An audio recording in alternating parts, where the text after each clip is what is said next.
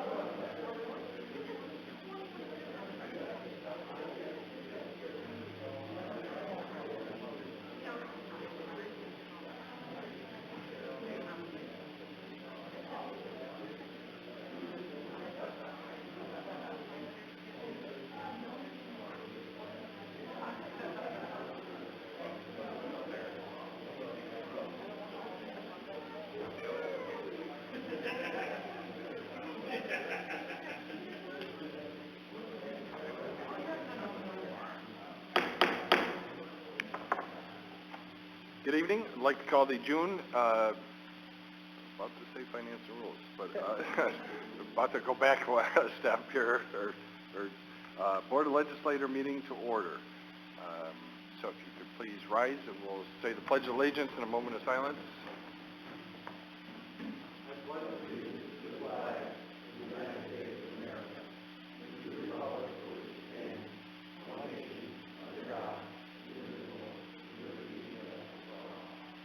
I just ask you to keep Jim St. Croix in your thoughts this evening.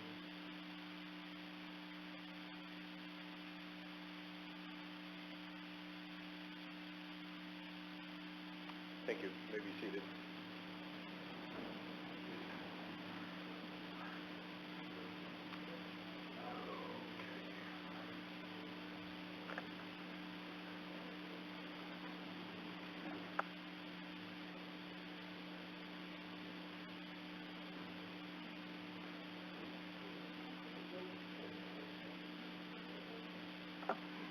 Roll call of members. Legislator Drake? Reed? Peck? Monticelli? Goldo? Nebewanik? Yarrow? Maxon? Cantwell? McBride? Ferris? Johnson? Fitzpatrick? Gray? Here. 14 present. Privilege of the floor. Before we hit privilege of the floor, I'd like to introduce some folks. And let me see, hope I got everybody on the list. So, if you're not aware, the Community Cup revolves over several weekends, and it wrapped up last weekend. And Jefferson County is, I believe, the first-time champions. So we have some of our team members present tonight. I don't know if they'll tell us how many were on the team, but I'll tell you whatever you want to know. What's that? I'll tell you whatever you want to know. I like that attitude. Okay. We have Jess Hyde, she's from DSS. We have Ruth Werner from DSS, Dan Connor from Probation, Tim Alberry from IT, and Jeff Kurtachi from IT. Did I get everybody? Mm-hmm. Five. 5 co-captains to manage this sprawling team. We had 30 employees and spouses and even an adult child that played with us. There were 14 events over 5 days. We were first place out of 11 teams this year. I did look at a little bit of the history. We've played 22 out of the 28 years, and our average finish was 10th, so we did a lot better this year. Because we won first place, the Community Cup is now a charitable organization. We're giving $4,500 to the Child Advocacy Center of Jefferson County. So because we won, we got to pick the charity. And this is our awesome cup. Would you like to know anything else? We can carry it over. Thank you. Any questions for the team? We're recruiting for next year. Businesses, employees, you guys all count? Legislators. I think. Yeah. Sure. Yeah, I make the rules. I'm on the executive board, so you're in. We can pick we can assign a couple if you'd like to. All right. Book the first weekend in June next year. Can we pick the events too? Sure. Okay. Our strong suits are tug of war and trivia. Yeah. Why don't you go really through the different athletic events? ones? Go through the different events. We had a volleyball tournament to start. Wednesday, we had a bocce tournament at the Italian American Club, as well as, I think that was badminton. Thursday, we had, thank you, basketball, like a shoot-around, like a quick game of horse that was scored. Friday, we had a trivia night at Maggie's on the River, as well as a cornhole tournament. We used to have dodgeball, but that got a little too acrimonious. Adults should not play dodgeball. We could have that right here. Did you bring your mom? It is not healthy for adults to play dodgeball, even in a controlled environment. Saturday morning, throughout the week we had virtual golf available at New Business in the Stateway Plaza above Reality. So our teammates got to play 9 holes at Augusta. And we had a participation points, which I believe we were second in for people that work out every day. There's a walk-around on Saturday morning, a multi-sport shoot, which was this year archery, football, and soccer, I think.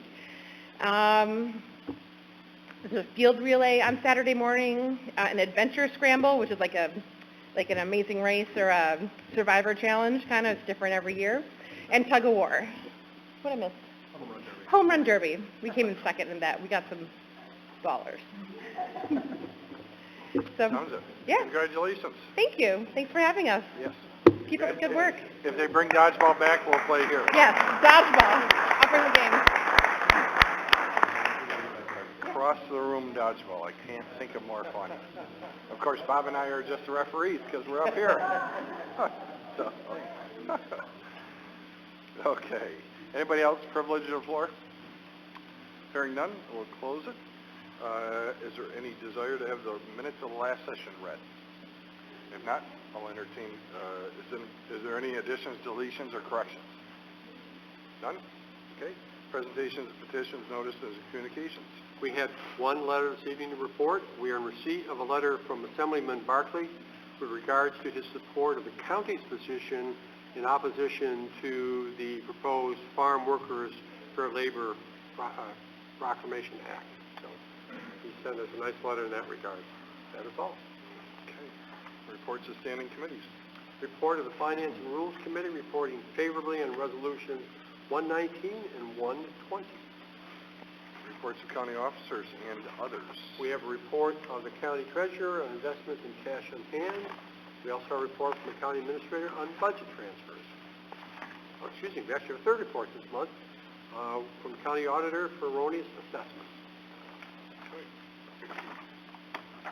Okay, local laws, resolutions, and motions number 107. Authorizing the vacating of judgment of foreclosure for owners of certain parcels of real property and discontinuance of foreclosure proceedings, and the list is on everybody's desk. Correct.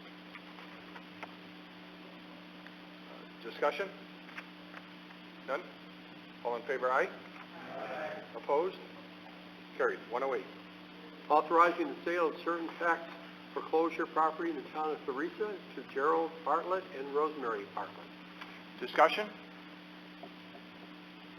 None? I'd like to just point out Mr. Drake's work on this resolution. Excellent constituent work there. Thank you. All in favor, aye? Aye. Opposed? Carried. 109. Concurring in settlement of tax tertiary proceedings and authorizing refund of taxes in connection therewith. Discussion? None? All in favor, aye? Aye. Opposed? Carried. 110. Approving mortgage tax report. Discussion? None? All in favor, aye? Aye. Opposed? Carried. 111. Setting time and place for public hearing on the tentative 2019-2020 Jefferson Community College budget. Well, before we do this resolution, we need a discussion on the meeting time. Yeah, the reason we're having the discussion is it happens to conflict a little bit for those who might have an interest in going to the park for the annual 4th of July concert and fireworks that is taking place at the same time, meeting at 6 o'clock time frame. Last year we actually did it on a Monday. We held our meeting on Monday. This time the thought is maybe making it 5 in the afternoon or 4 in the afternoon, depending on what might work better. Sentiments, folks? preferences? Mr. Chairman, I'd just like to mention we're usually invited to the dinner prior to the That's right. concert and the fireworks that get started a little after 5. Right. Yeah, they have a social gathering in the back there. They usually have to speak at the opening, so, or whoever the chairperson is. Yes, Mr. Beck? Thank you, Mr. Chair. In lieu of that, maybe Monday, doing the meeting on Monday instead of Tuesday might be more appropriate. To you all. That's the question that we're posing. I'll make the motion that we have the meeting on Monday, July 1st. I would second that. Okay. Yeah, well, we'll amend the resolution. Amend the resolution, yes. So okay, let me just back up. So you're making a motion to amend the resolution to July 1st at 6 o'clock for the public hearing. Correct. July 1st, basically, is the amendment. And Mr. Ferris is seconding. Discussion. Yes. On the amendment. Yes, so this is an amendment to that resolution, but it's for the whole meeting, not just for a public hearing, right? Correct. Okay. Yes. So the meeting is being moved to July 1st, Monday. So, further discussion on the amendment? Hearing none, all in favor on the amendment to July 1st? Aye? Opposed? Carried. Okay. So, resolution number 111 as amended. Correct. Oh, I mean, well, it's setting time and place for public hearing on the 2019-2020 Jefferson Community College budget for Monday, July 1st at 6 p.m. okay. Discussion on the amended resolution? Hearing none, all in favor, aye? Aye. Opposed? Carried. Okay. 112. Mr. Chairman, just point out, I believe now that we've moved the meeting off of our traditional Tuesday, we will need a resolution also to have the meeting on the Monday. We would need to advertise, certainly. Yeah, but this being the meeting before the July meeting, we will have to have that resolution today, I believe.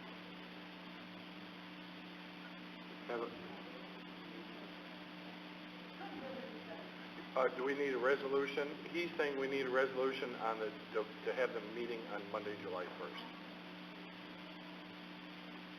Just a motion and a second. Yeah, I don't, but you're Okay. talking about another, we could do a resolution now. Oh, okay, all right. Well, it'd just be a motion and a second. So, right, motion and a second, sufficient, and then vote. Yeah. I mean, we're not don't necessarily. Let's get through our agenda and then do that, because otherwise don't. Yep. So we, because it'll be in our minutes. Yes. It'll be part of the record. Correct. So, actually need to go type up the resolution. All right. Can we do 112? So now, yes, so let's Okay. proceed to 112. Okay. Let's do Authorizing 112. appointments of the Jefferson Lewis Workforce Development Board. Discussion. None? All in favor, aye? Aye. Opposed? Carried. 113. Authorizing agreements for provision of mental hygiene services. Discussion. None? All in favor, aye? Aye. Opposed? Carried. 114. Accepting funding for New York State Health Building Healthy Communities Conference scholarships and amending the 2019 county budget in relation thereto. Discussion. None? Roll call. Legislator Monticelli? Yes. Peck? Yes. Maxon? Yes. Fitzpatrick? Yes. Jarrow? Yes. Reed? Yes. Doldo? Yes. Ferris? Yes. Nebewanik? Yes. Cantwell? Yes. Drake? Johnson? Yes. McBride? Yes. Gray? Yes. Motion carries. 115. Accepting donation on behalf of the Department of Social Services and amending the 2019 county budget. Discussion? None? Roll call. Legislator Peck? Yes. Cantwell? Yes. Johnson? Yes. Ferris? Yes. McBride? Yes. Drake? Yes. Doldo? Yes. Reed? Yes. Fitzpatrick? Monticelli? Darrow? Maxon? Navawanick? Gray? Yes. Motion carries. 116. Authorize an agreement with Onondaga County for participation in the Central New York Inoperable Communications Consortium. Discussion? None? All in favor, aye? Opposed? Carried. 117. Adopting revised guidelines and administrative procedures in relation to the county's housing improvement program funded by New York State Community Development Block Grant Award. Discussion? None? All in favor, aye? Opposed? Carried. 118. Authorizing agreement with Jefferson County Children's Home for the provision of non-secure detention services. Discussion? None? All in favor, aye? Opposed? Carried. 119. Amending the 2019 county budget in relation to the probation department vehicle. This has been updated, correct? Yes. Discussion? None? Roll call? Legislator Reed? Maxon? Johnson? Darrow? Cantwell? Ferris? Yes. McBride? Monticelli? Doldo? I'm sorry, you were in favor? Oh. Drake? Peck? Nabawanick? Fitzpatrick? Gray? Yes. Motion carries. Resolution number 120. Authorizing fiscal year 2018 Operation Stone Garden Grant Agreement and amending the 2019 county budget in relation thereto. Discussion? Mr. Maxon. Thank you, Mr. Chairman. As I have in many times in the past, I'd just like to express to my colleagues here on the board how concerned I am about our continued reliance on Operation Stone Garden funding for programs that I feel violate our constituents' Fourth Amendment right to be free from unreasonable search and seizure by the federal government.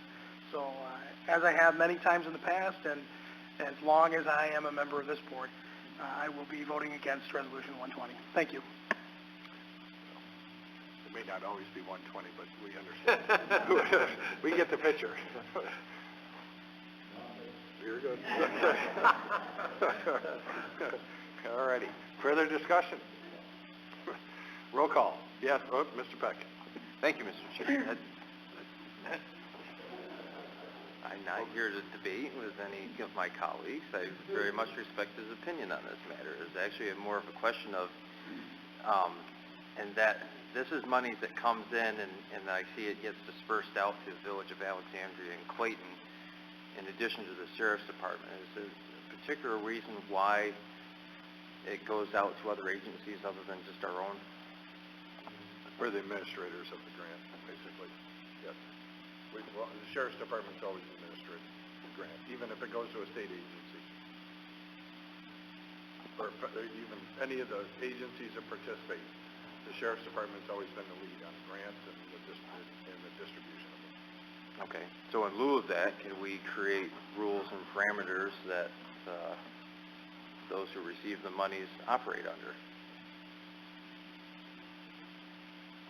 We're not, but the grant itself is very clear as to how the money is to be allocated. Again, Scott's pointing out, the facilitator more than anything else in this case. Okay, so we can't say and dictate conduct and actions of those who receives the monies then? No, it's detail specific, generally. Yeah. Checkpoint. Okay. I knew that word would get Mr. Jarrow going. See, all you got to do is strike one word. It's like striking a match. Mr. Jarrow, don't let me down. Thank you, Mr. Chairman. Well, Mr. Peck brings up a good point, and it's one of the reasons that I stand opposed to this money as well, is that, and I've said this numerous times, I think the Sheriff's Department is very, agrees with the way I feel about how how these monies should be spent. The problem is that it isn't all being controlled by the Sheriff's Department, and these other agencies have, carte blanche on how they, within the scope of the grant, obviously, and the law. But it's been proven all over the country that these funds have been used to do exactly like Mr. Maxon has said, to overrun the Constitution in a lot of ways, Fourth Amendment and the Fifth Amendment. So that is a very serious concern. Thank you for bringing it up, Mr. Peck.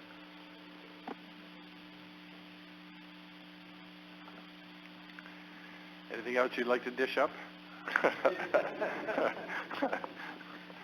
You want me to craft rules of engagement for Stone Garden grants? No. Further discussion? None? Roll call? Legislator Peck? Fitzpatrick? Reed? Carroll? Cantwell? Johnson? McBride? Doldo? Monticelli? Maxon?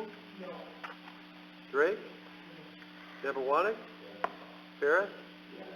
Gray? Yes. Motion carries. 121? Adopting New York State Unified Solar Permit in relation to the Uniform Fire Prevention and Building Code. Discussion? None? All in favor, aye? Aye. Opposed? Carried. 122? Adopting energy benchmarking through annual reporting for Jefferson County-owned buildings. Discussion? None? All in favor, aye? Aye. Opposed?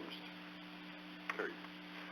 Before we do the next resolution, number 123, I'd like to entertain a motion and a second to waive the appropriate standing rules to permit the introduction of the next two resolutions, number 123 and number 124. May I have a motion, please? Motion on waiving the rules, Mr. Maxon. Second, Mr. Ferris. Okay. All in favor, aye? Aye. Discussion, or excuse me, opposed? Carried. Okay. 123. Authorizing settlement of litigation relative to eminent domain proceedings with Roscoe Eisenhower and amending the 2019 county budget and capital plan. May I have a motion, please? Mr. Reed, second. Mr. Fitzpatrick, discussion.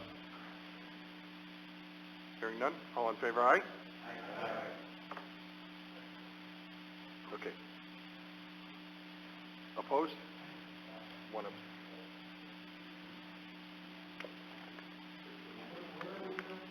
Sorry, roll call vote?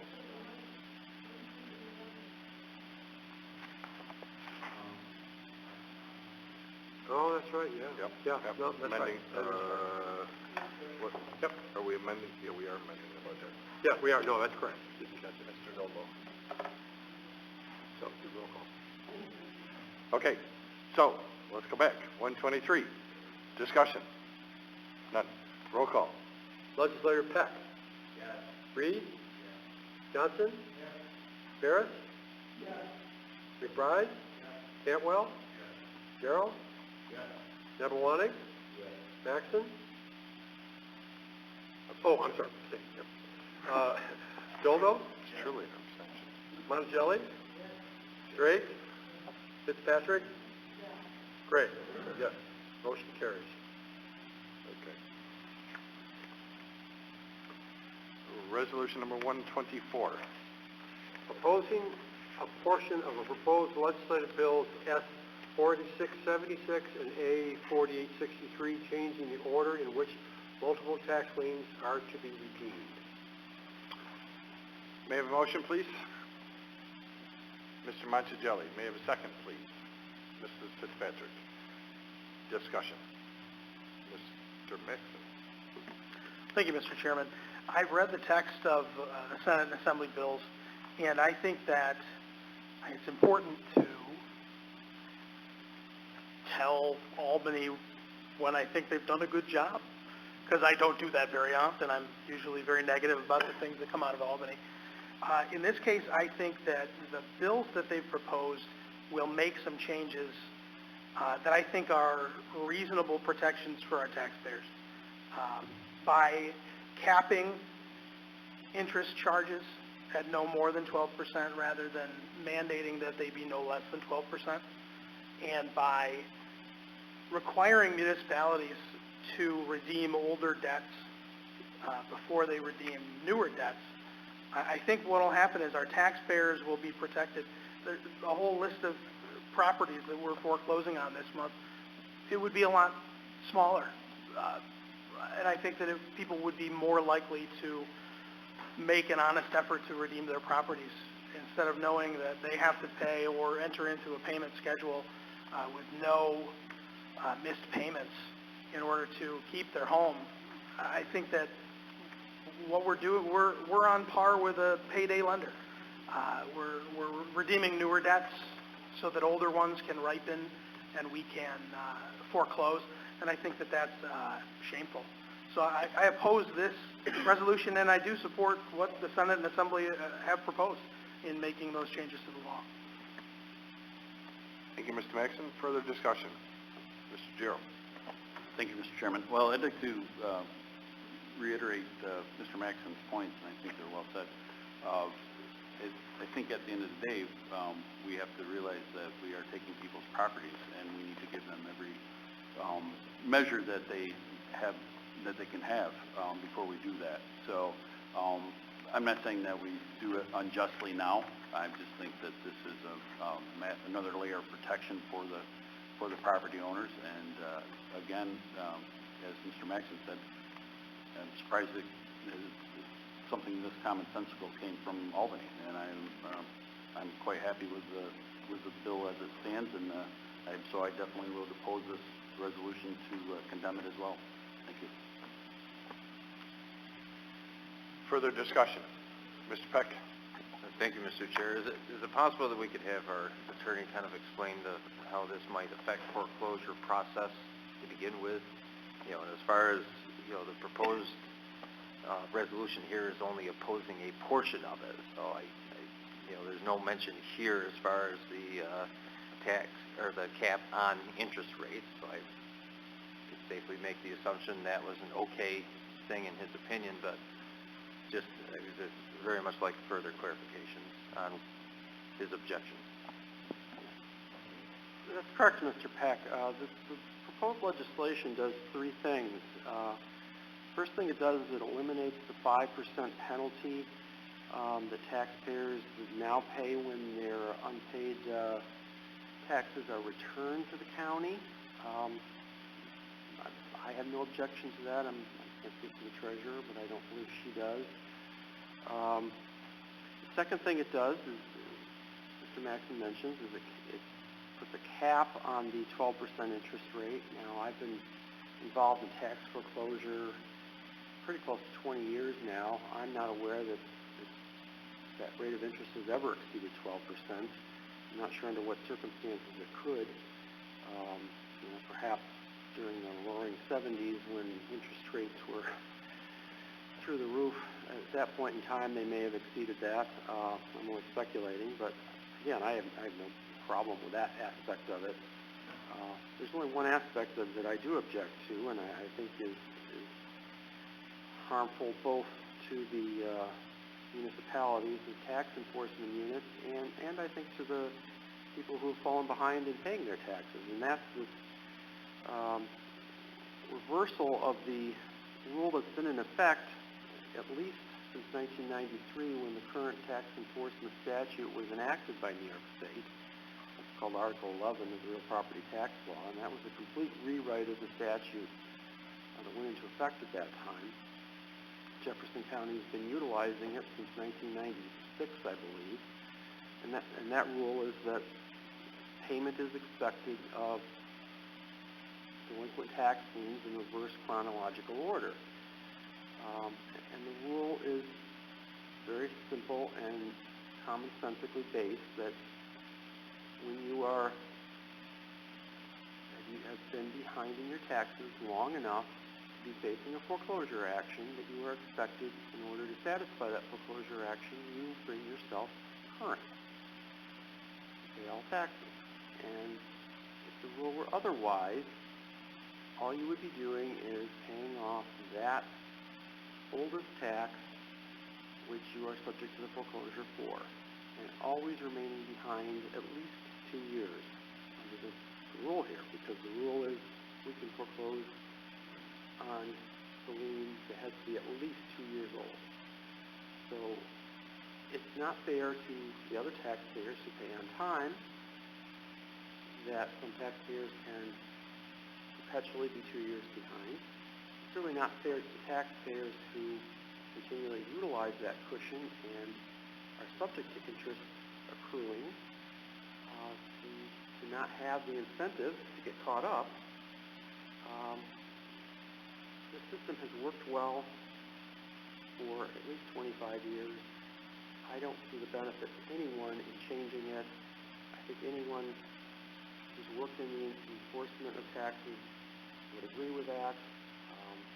Respectfully to the legislators that have spoken tonight, if you disagree with how the system works, that's one thing, but to be fair to everyone, and that's what I certainly endeavor to do in enforcing the tax law, I think this is the fairest way to work, is to continue to enforce it in reverse chronological order, and that's why I've asked this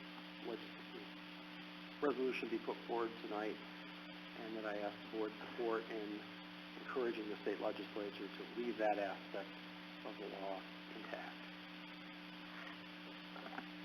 You're actually, by encouraging perpetual tardiness, you're actually encouraging greater interest expense on people. So you're actually, by reversing the order, you're actually creating the unintentional consequence will be more of a hardship for people, because they can leave 2 years compounding, and the interest keeps building up on it. So, Mr. Gerald and Mr. Ferris. Thank you. Well, while I do understand your point that it wouldn't be a good thing to do that, I don't see how it's actually harmful to the person that's behind. And I understand your point with the other taxpayers. I totally understand that point. But to say it's actually harmful to the person that has their home on an auction block, and I understand that they're going to pay more taxes, but to be foreclosed on is certainly a much more stringent penalty than paying a little bit more in interest on it. It's like being shot or being hit with a rock. That argument does make absolutely no sense to me.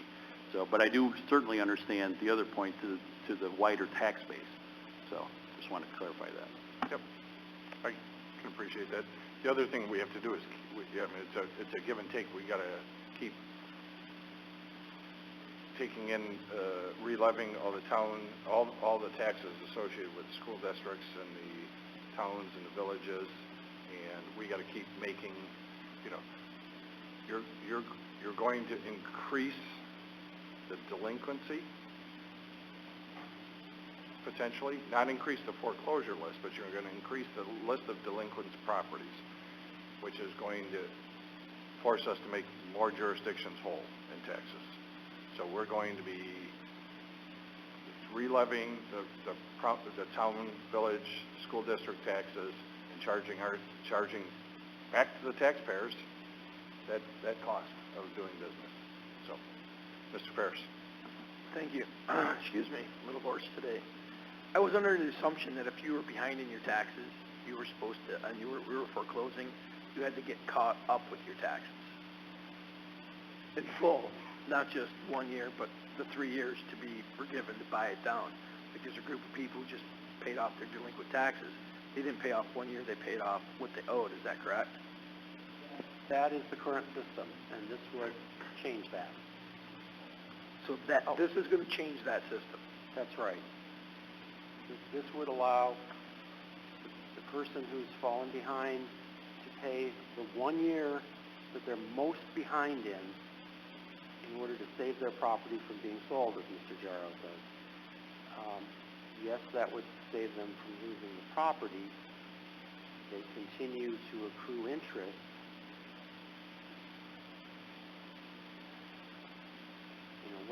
what's the worst evil? You make the assumption that they're going to lose the property in foreclosure. If you make that assumption, yes, that's the worst evil. If you make the assumption that they're going to find the money to bring themselves current, we can debate that one all night. You know, what would happen were they forced to be in that situation. There will always be a certain percentage of those who fall into foreclosure who will lose their property. Unfortunately, that's just a given because, for whatever reason. I'm trying to look across a wide spectrum of properties that I see going into foreclosure every year, roughly 400. Of that 400, generally it's down to about 60 we wind up selling. So I look at it from a broader perspective, hopefully. Yep, Mr. Jarrell. Thank you. Yeah, Mr. Paulson, I understand and I think from where you sit, I think you're correct. For the job that you do, and this is the right resolution for to make it a better system in your perspective. From my perspective, as a county legislator, I think my role is to protect my constituents, and the state's legislation, I think, does that. So I understand your perspective. I just want you to understand mine. Further discussion? Mr. Maxon. Thank you. One last to the broader point that all of the taxpayers are now shouldering the burden for delinquent taxpayers.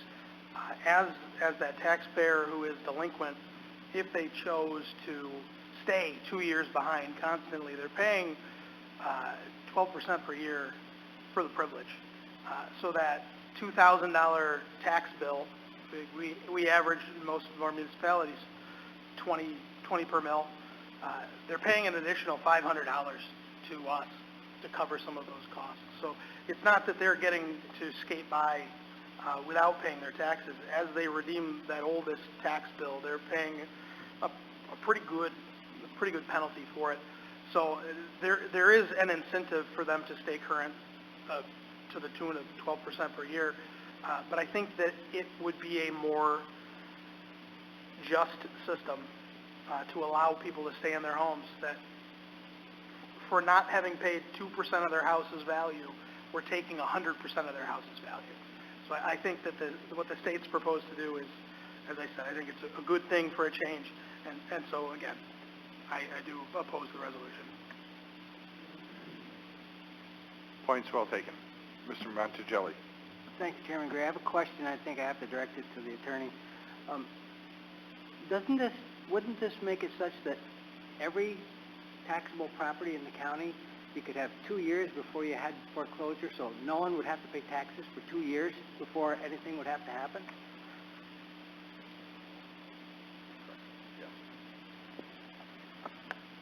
That's essentially, I mean, right now we have to wait 2 years before we can file foreclosure. But when we do, in order to resolve that foreclosure, the requirement is that you have to pay all of your taxes right up to the present time. What this will change is, in order to resolve a foreclosure, you only have to pay 1 year of taxes, and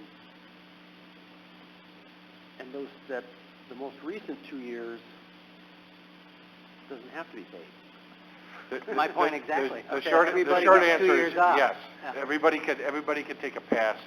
Everybody could take a pass next year and not pay their taxes. Everybody could take a pass the following year and not pay their taxes. And then at the third year, they'd have to pay 2020, which would be 2020, whatever it is, 21, 20, 21, 22, they'd have to pay 20. So yes, for 2 years, they could take a pass and paying taxes. I have two further.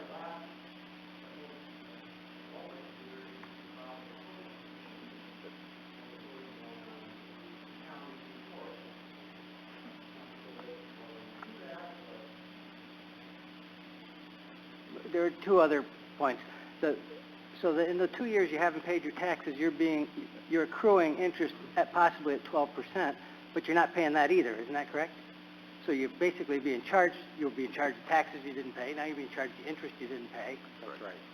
Okay, and meanwhile, somebody's making them whole. The other taxpayers. And actually, by the time you get around to paying, so you'd have 2 years of interest on the first year that you got to pay. So you'd have, in the scenario that was brought up earlier, you'd have accrued 1 year of interest, and then in your second year that you're letting it go, because remember, you got to be 2 years delinquent. So technically, the third year, you got to go back and pay the first one. So at that point, you'd have 2 years of interest on it. Then the last point I guess I want to make is for my colleague across the aisle. In 1980, 3 years after Darth Vader was introduced to the American mortgage interest rates were 16%. Thank you. Wow. Wow. Man. I guess you don't need to go up to your attic to find that VHS tape. So you just proved his point. Mr. Gero? Thank you. To Mr. Monticelli's point about not Darth Vader, but if everybody did decide to wait 2 years, we still have that 24% we made on them. We could take a loan out at 3% or 4% or whatever a bond is and make a substantial amount of money if that happened. So I don't think that's a significant problem for the county to, we're not going to lose a lot of money doing that. So I just wanted to bring that up. Thank you. Yeah. Just, that's an extreme. That everybody could, just for illustration purposes, to answer his question. Yes. Further discussion? None? All in favor, aye? No. No, it doesn't call. I mean, if somebody wants a roll call, I can.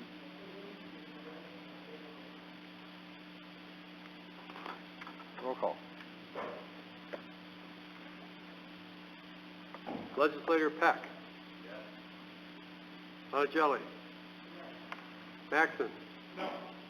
Dodo. Reed. Drake.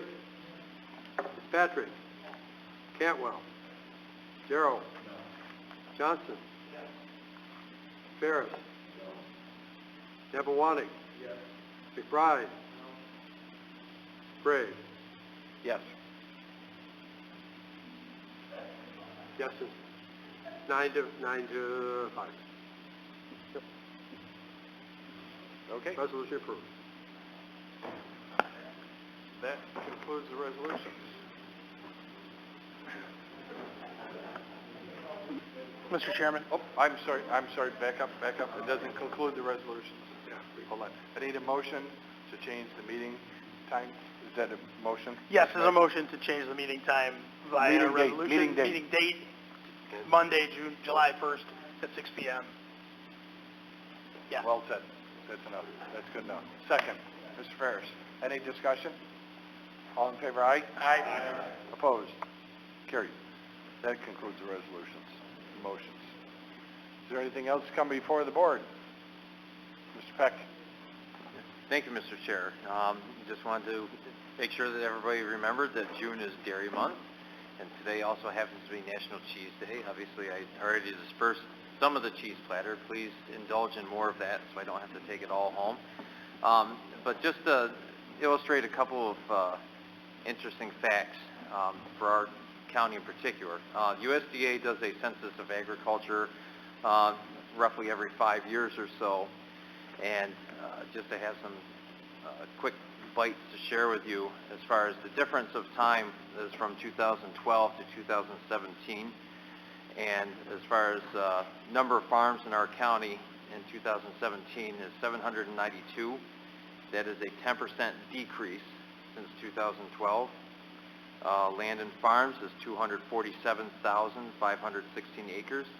That's a 15% decrease since 2012. Market value of products sold was $165 million, and that was also a 10% decrease since 2012. It's just some interesting data that comes out of the USDA census on agriculture, and you have the anomaly of 2014 in there, but essentially, by and large, what you see out of the numbers is that overall farm sizes are slowly increasing. Number of farms engaged in agriculture is decreasing. You do have some interesting increases in other types of agriculture happening within the county, though, but still, by and large, it's milk cows, cattle, and calves. Livestock is still the vast majority as far as sales within the county, and that livestock, poultry, and products is 78%, crops is 22%, and 68% of the land and farms is used for crop purposes. Agriculture is still very much alive and well as far as land use and activity.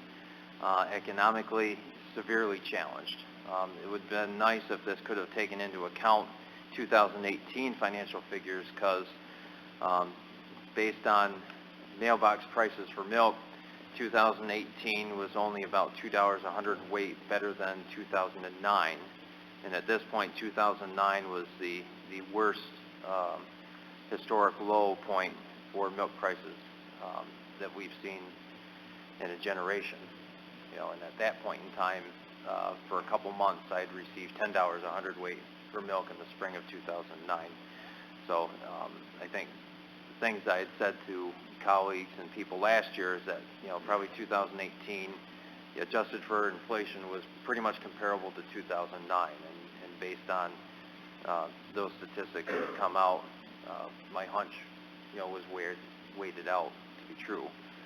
And still at this point this year, so far, things are very slow in recovery, but certainly the trade agreement, which unfortunately Congress has not acted upon yet, has certainly put a damper on trade with Canada and Mexico, and the continued trade wars with China is also going to continue to be a drag overall on farm economics, not just here in New York, but throughout the country. And the unfortunate thing is that New York State has terrific land, great opportunities for agriculture, but a government in Albany which continues to fall upon itself to find new ways to crush us. And with that, I think we have a terrific government within our county and terrific place to do agriculture, and I would very much like to find a way that Albany would understand us better and leave us alone. Thank you. Anything else to come before the board? Just, if any of you are having conversations with your constituents, the topic comes up, the communities along the lake and the river are operating. So, albeit under some different conditions, but they are fully operational, and they are reports back that the activity is normal, pretty much with a few little tweaks here and there, but they're operating. So, open for business. Yes, can't say that enough. Anything else? Motion to adjourn. Mr. Maxon, second. Mr. Montigelli, all in favor?